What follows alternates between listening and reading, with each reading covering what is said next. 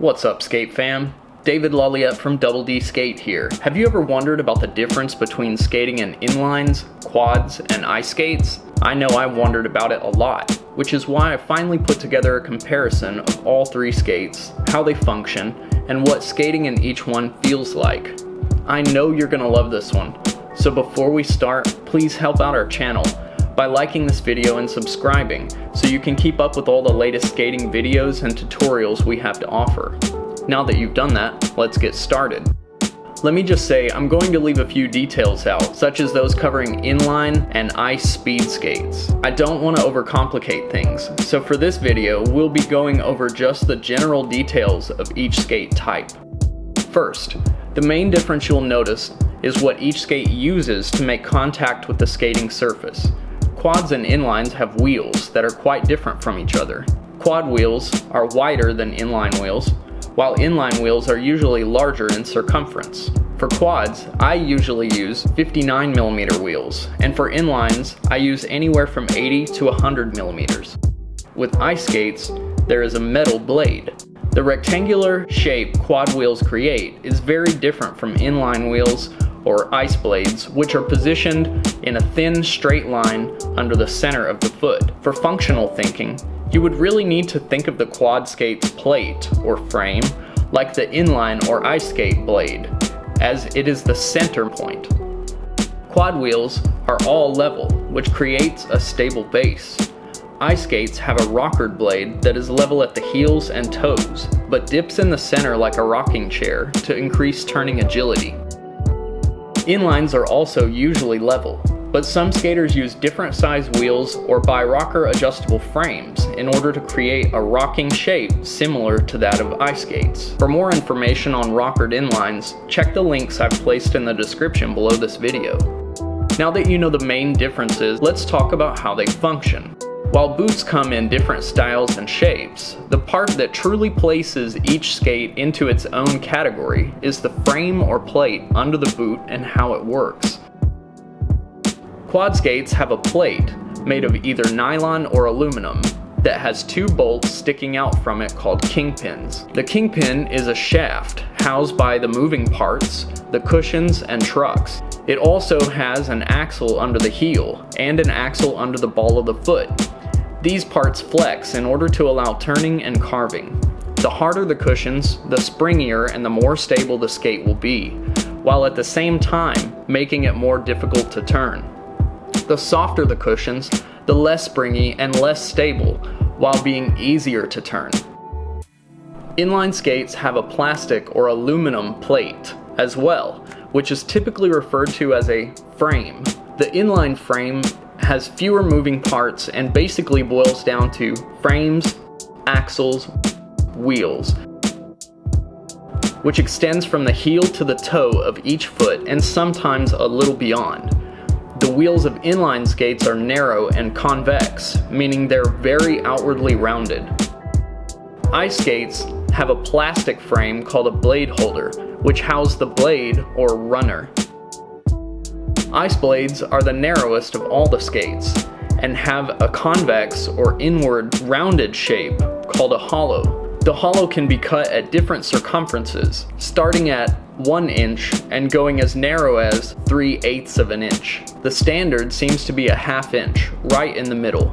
That's what I use anyway. Can you see the subtle hollow in my blades? The shape and width between the wheels and blades make a huge difference in how the skates work. Let's compare the stride and turning of each to give an example. Quads require a lot of work from the ankle because of the wide balance point and the way the trucks work to manipulate it.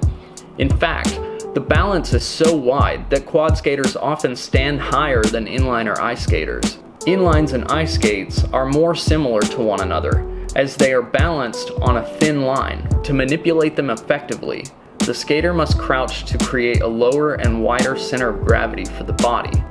The lack of moving parts means more work from the knees and hips is required as well.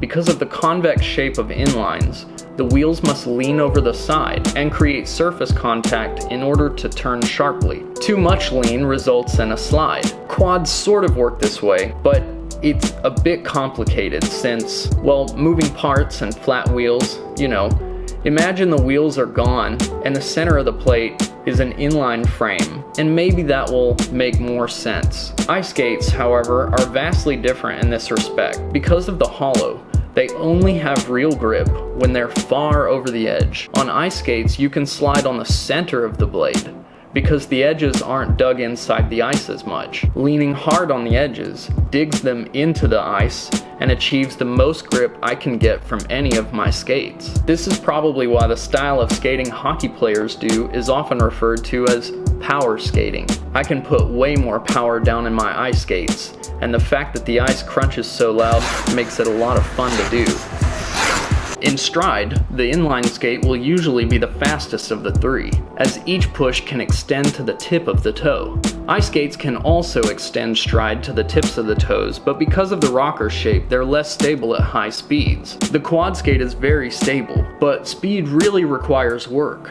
Since the front axle is under the ball of the foot, the stride doesn't extend to the toe, which cuts out quite a bit of pushing power. As for how each skate feels, well, quads are usually the heaviest, with inlines being lighter, and ice skates being the lightest. Those accustomed to inlines or ice skates often complain that the quads feel too clunky and don't make sense in their minds, while quad skaters complain the inlines are different to balance on and can be very hard on the ankles.